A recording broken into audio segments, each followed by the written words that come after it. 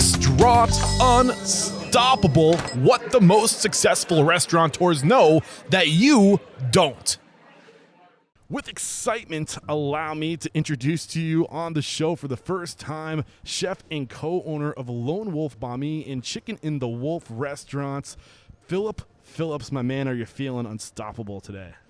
In the scheme of that we are all on a rock hurtling through outer space into the void, I am 100% unstoppable. Yes, man. And it's so weird when you think of it that way. It's so true, though. We're just specks of dust on a rock hurling through space. We're, caught in the slipstream of some ball of liquid fire.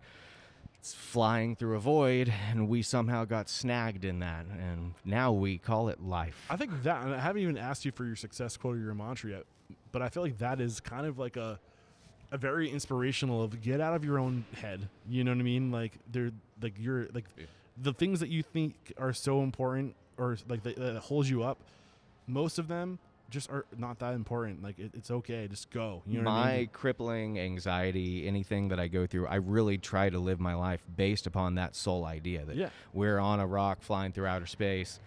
We have no idea what this really is. This is amazing. We're really hurtling into a void incredibly quickly, and maybe, just maybe, my current struggles that I'm flipping out about, maybe they don't matter as much as I'm making them.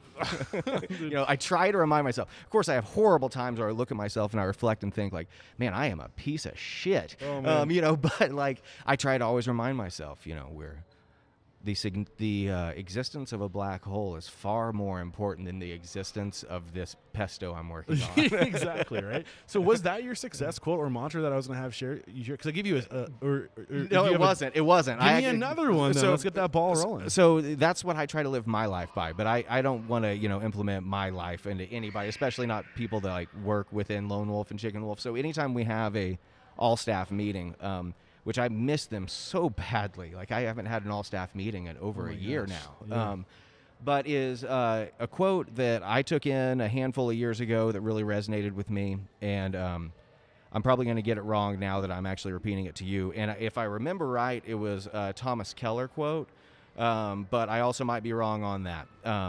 But it was, customer will forgive bad food, but a customer will never forget bad service. So, take that in and understand, like, we can make mistakes. We're human. We're not a bunch of flippy robots turning burgers. We're humans. We have the ability to screw up food. It's food. Like, my God, there's so many things that can go wrong. Everything has to line up. The universe, the galaxies, everything's got to be in formation to pull off this dish just perfect. Unfortunately, we do that the majority of the time, but there's always going to be times where we screw that up. Yeah. But, when it comes to treating people like human beings, that there's really a no excuse margin there, especially within our restaurants. And it's so hard right now with what's going on.